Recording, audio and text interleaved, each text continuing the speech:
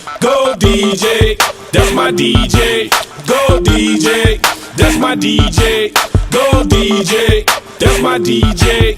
Go DJ, yeah. Hey, what's up, everybody? It's your boy Land Denver, aka Landon C. This week we got the DJ known around the world, around the country, one of many very well known, very well respected DJs, Mr. Heavy Hitter, Utah's very own, California's very own, the IE representative, DJ Juggy's in the building. What's up, Landon? Thanks for having me, bro. Absolutely, man. Absolutely. Thanks for coming through and blessing thegrindisreal.net with the interview. Sure. We just want to kind of touch on some of the life of a DJ. There's a lot of people out there who like the art and the craft, and obviously the DJ is the heart and soul of any social event, weddings, birthday parties, nightclubs, obviously. So we're going to get into a little bit of that. So let's start off by you telling the viewers who DJ Juggy is. Well, who I am, I'm just a kid from Southern California. Migrated all over the place, Las Vegas, New York, until I found my home here in Salt Lake in like 2002, and I've been here ever since. I've been here. That's 12 years now that I've been out here. So other than that, just disc jockey extraordinaire. Represent that world famous Heavy Hitters crew. Yes, sir. Here in Utah, we represent that pack, leaders of the pack. Man, I'm entertainment director at the hotel and club Elevate. Father of 3, husband to 1, and I think that's pretty much it, personally. Anything else, you're gonna have to get the crowbar out and dig a little deeper. I don't know what else to say. All right, so that's a good segue. So, you're from Southern Cal. What part of Southern California are you from? I'm from a city called Rialto or Rialto, however you want to say it. The Twin Cities. It's in San Bernardino County, right outside of LA. I'm pretty much born and raised there my whole life until at least after high school or up until high school. So no matter where I live now, I always consider that my home. Absolutely. Yeah, man. Salt Lake City is my current home, but Rialto will always be my home where my heart is, and I got a lot of love for that city and for that area, the Inland Empire, and the 909. So. We always see you shouting out the IE on every time you go back home, you're on Twitter and you shouting out the IE. So we just wanted everybody to know where you're from. Absolutely, man. It's actually one of the spots that I DJ at when I do go back to California. It's called More Fire Mondays at Sevilla's in Riverside, and that's like, I mean, I love all the places I get to play at, but when I go out to California, it's like, I don't know what it is. It's like a Monday night, the energy's super crazy. Maybe it's because it's like in my hometown area, but it's just like my favorite place to play in California whenever I play there. It's never a dull moment. Yeah. The energy's always dope when you go back home. I feel the same way every time I go to Denver, man. No matter where I'm at, it's always that good hometown energy. So I know what you mean. Man. And it's always good because I always get people that I grew up with, friends, associates, high school people, whatever. They always, it's a Monday, but some people got to work and go to school. But I get a lot of people that come out, and it's just like a little reunion, if you will. Yeah, definitely. Get to see a lot of familiar faces and get to do what I love to do. So it's a win-win. There you go. So anybody who's ever been to a venue that you were DJing at knows that you have a very unique style of mixing, your transitions, the music that you find to blend and go from one record to another. Right. When did you decide that you didn't want to do it the traditional way? I mean, you throw everything from pop records to Michael Jackson to rock to rap, and you just put everything in place so perfectly. And I feel like that's what's led to your success and your popularity. Um, at what point did you decide that you didn't want to do it the way that everybody else was doing it in the club, and that your own style was going to be what you did, whether people liked it or not? Yeah, I mean, I think it's just the artistic value. You know what I mean? It's just something that I created or came up with, and you know, fortunately, it seems to be working for me. And so I just keep doing what I'm doing. I don't know. I don't know. I guess it's just every time you get up there, man, it's just an empty canvas, you know. And the music's the paint, and the you just vibe to it, you know, with the music and the people and the energy, and it's just what you know what comes of it. So I don't know, man. It's just the art form, man. You just get up there. I think Z Trip said it best in the movie Scratch. It's same guns, different bullets every night. You know what I mean? You're playing the same music, not necessarily in order in every, at least you shouldn't be, but it's, for the most part, it's the same music. It's the same style of music, the same, music that people want to hear. So just get up there and just have fun with it, man. Just, sometimes I stay in my comfort zone, and sometimes I get out of it, go in and out of it, try new things. Sometimes they work, sometimes they don't, man. So just, when they don't, you just try to pick up the pieces as quick as possible and as smoothly as possible, and keep it moving. So Yeah, I like the fact that you reference it as an art. A lot of people don't realize that it is a skill. Like, people don't just naturally hear two records and say, "Oh, these sound good together, so I'm gonna fade this out and fade this in." It's just like being good at basketball. It's just like being good at soccer. It's just like being a good artist to draw on a canvas, a picture, a painting. There's a lot of practice and a lot of work that goes into being a good DJ. How for sure. much time did it take you, not actual literal hours, but months, years before you really felt like you were ready to get on the stage and have a full set inside of a big mainstream nightclub? Um, I don't know, man. Actually, when I first got my first opportunity to DJ in a mainstream nightclub, I wasn't playing too much mainstream music, you know. And then the older dudes who threw me a bone were like, all the the underground stuff, and the hardcore stuff that you play or listen to, or you play at certain parties, doesn't always work here. So if you want to break into this realm, where it's a business where money is being made, and people are coming to have a good time, and they're not coming to be fooled, and they want to know what what product to expect when they show up, and you got to switch the music up and play what people want. This isn't your bedroom anymore, and Yeah. you gotta you're essentially a bartender for music. When when people come up to the bar and they say, hey, and they're paying for alcohol, and they ask for a Bud Light, you're not gonna tell them no, right? Right? It's the same thing for music. Not all DJs, feel the same way that I do about requests and the same thing. And I just feel it's the same thing. Like, people come up and make the requests, and sometimes it's annoying, but I just deal with that because I mean, essentially, we're hired to DJ, for the people and what they want to hear. You know what I mean?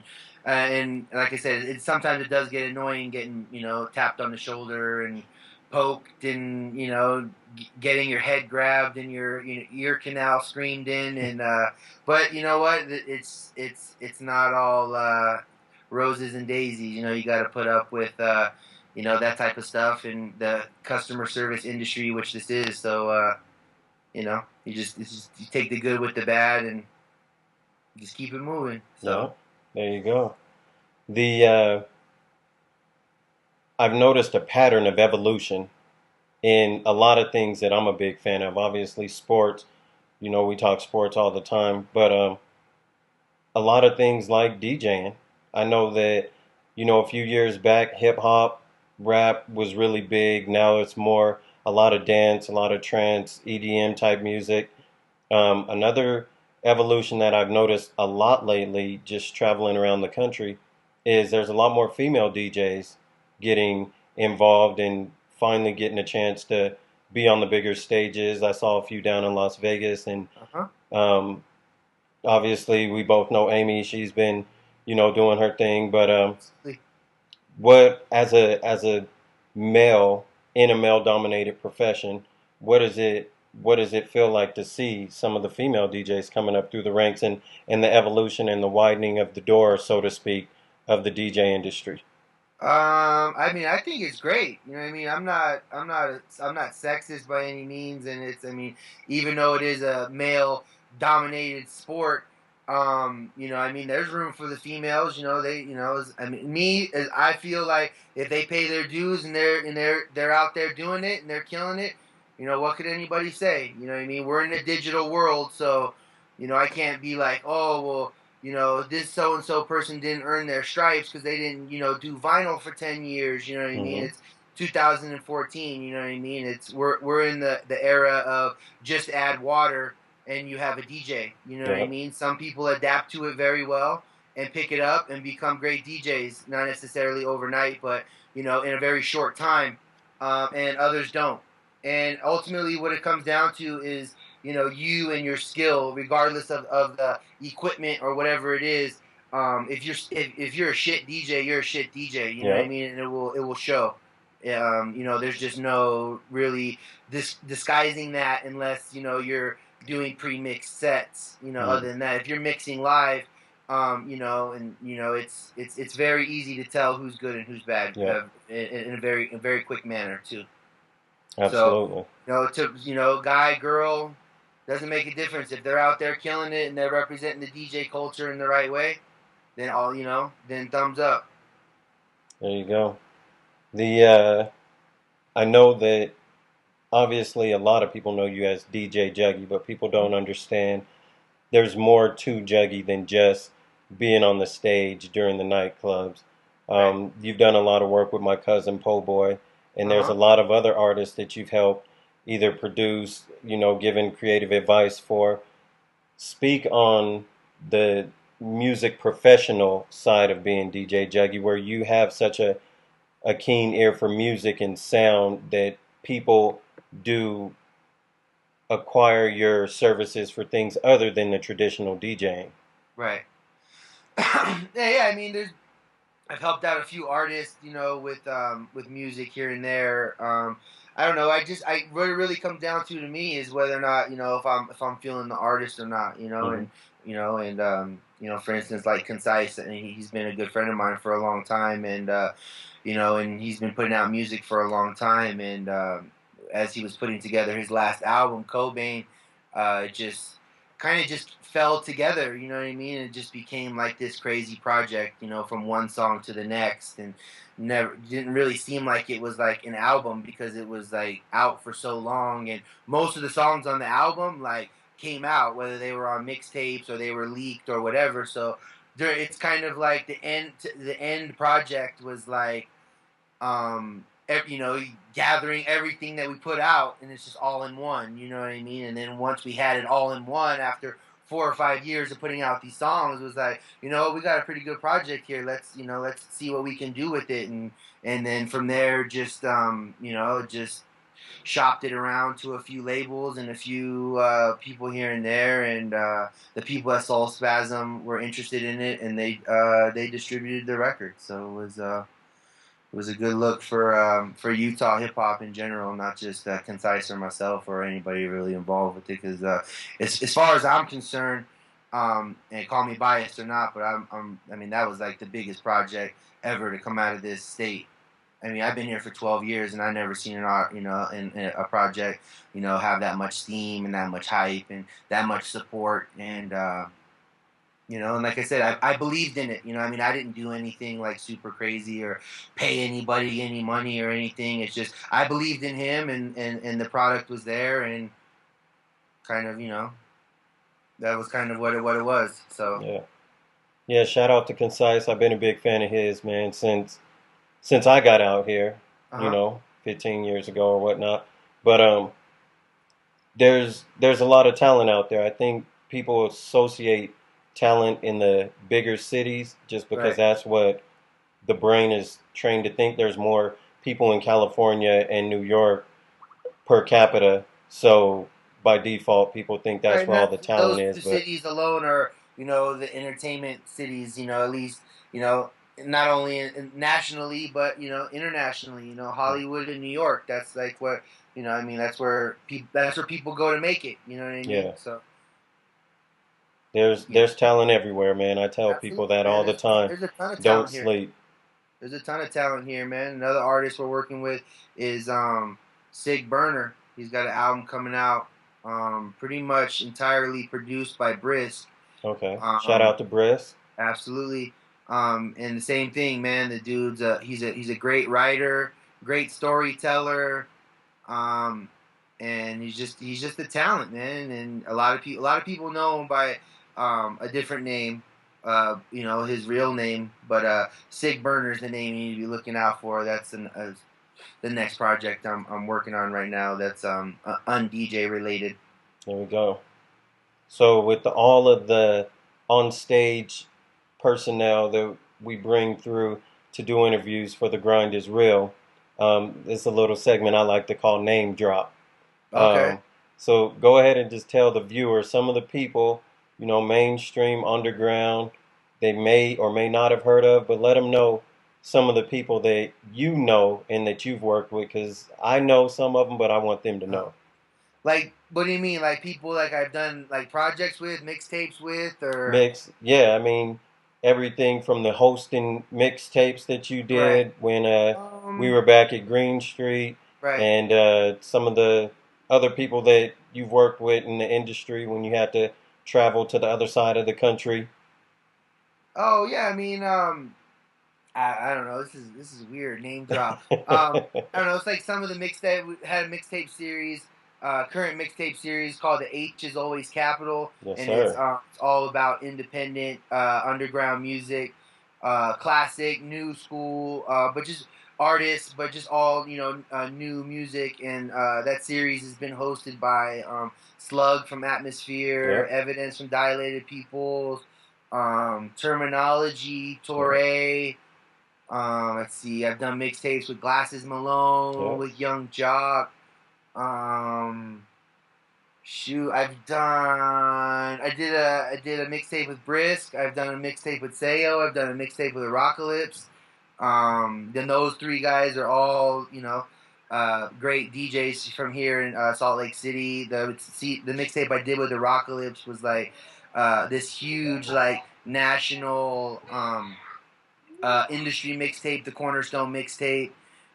Brisk and I did a mixtape together, both with our favorite producer, DJ Premier, and it was Yep. all records that he produced for West Coast artists.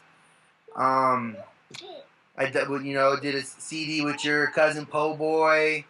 Um, man, I don't know. I'm trying to think what else, dude. Um, I don't know, man. That's it, I There guess. you I go. don't know. About That's a 50 good to one. 60 other mixtapes that didn't have like huge artists on them. I don't know. There you go. I got a picture. I was going through all of my Oh man, photos to get everything ready for the feature for when we post it on the site. it's an And I, old pic. huh?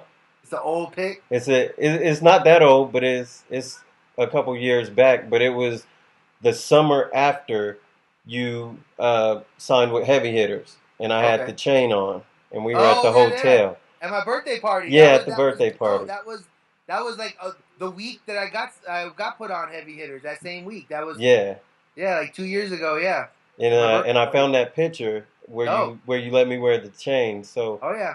tell the viewers a little bit about that whole experience, because everybody hears Heavy Hitters in the background of a lot of mainstream music, Uh huh. and there, you know, you hear that and you just affiliate that with just dope DJs, dope beats, dope production, everything. Right. Kind of tell them about your experience, how you became part of that clip. Um. Well, it kind of ties into like all the different things that I do. One, obviously being a DJ, and then two, being the entertainment director at the club, and booking the talent. I'm doing an interview here. You made me sound like a bad dad. Um, What you got? This. All right, so eat that. I'm hungry. So eat that. Quit saying that. People are gonna think I'm a bad dad. Um. So basically, it ties into, like I said, with the DJing, and then doing the entertainment director stuff and booking all the talent. Um, just when I got the job to start booking the talent, I just seen a lot of clubs were booking the same guest DJs, the same live acts, the same. And when you live in a small market like Salt Lake City, um, those artists, they get washed and rinsed really quick because, unlike other big markets where people like to refer to California and New York.